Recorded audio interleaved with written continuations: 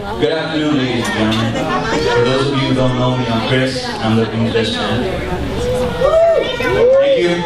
What can you say about a man who came from humble beginnings, a man who is now quickly rising to the very top of his profession, based solely on intelligence, grit, and the willpower to push on where others have fallen? But enough about me. What I'm really here for this afternoon is to talk about ERNESTO'S.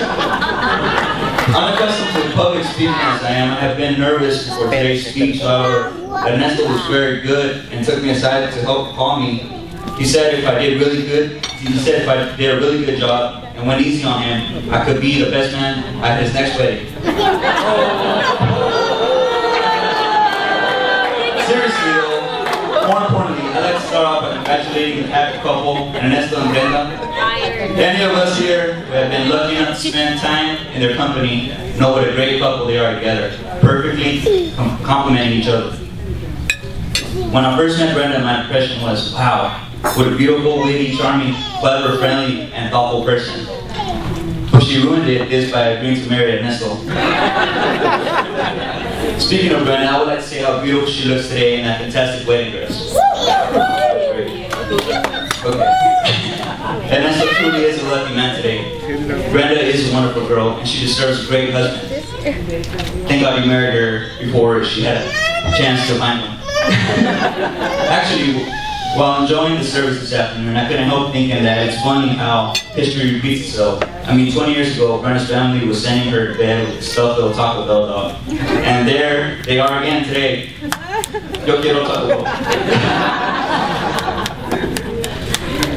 I'd also like to thank everyone on their behalf for coming, sharing, and witnessing their marriage day. So where do I start with Ernesto? Well, for starters, he's handsome, intelligent, he's charmed. Sorry, Nico, I'm having trouble reading your handwriting. You can tell me the rest later. But seriously, Ernesto, the guys here have asked me to thank you on their behalf for what was an interesting adventure to Vegas. Also, the ice-cold air-conditioned party bus with no air conditioning. At this point, it's also customary for me to thank the bridesmen. They completed their main job admirably, which was getting Brenda here on time. I understand she put up quite a struggle. I have known Ernesto since '96 when we were stationed in New Orleans together. It was my first duty station and I did not know a lot of people. I remember his beat-up Honda with the $3,000 rims. It didn't take a long time before we were hanging out, going to Jazz Fest, Mardi Gras, and getting into trouble out there on the street. Ernesto has been very goal-oriented and artistic. He has always been very considerate of others and has proved to be a true friend throughout the years, and I acknowledge him as a brother that I never had. When he told me about him wanting to get married, I didn't believe him. I thought he was speaking another language. He never mentioned marriage before, so I was like, you, really?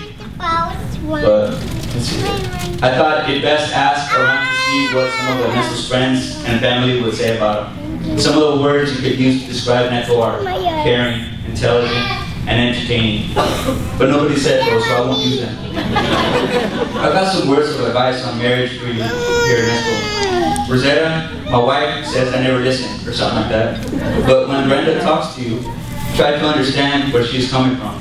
She may have had a worse day than you, and all she wants in the world is for you to hear her out. Someone once said that marriage is a 50-50 partnership, but anyone who believes that clearly knows nothing about women or fractions. You will learn that you should put your wife first in everything, and all decisions are best made when you both are in the loop. To help the course of true love run smoothly, never forget those 3 very important words you must say every day. You're right, babe. You will avoid a lot of fights. Even though between me and you, she really is wrong, just do it. Because when I don't say it, sometimes someone forgets to cook. Also, it's very important to get along with your mother-in-law. A friend of mine hasn't spoken to his in 2 years. Not because he doesn't like her, he just doesn't like to interrupt. Brenda's family is very important to her, so when you speak to her family, respect them as if they were your own. Even the crazy ones. Okay, this time I like to do the toast, or that's not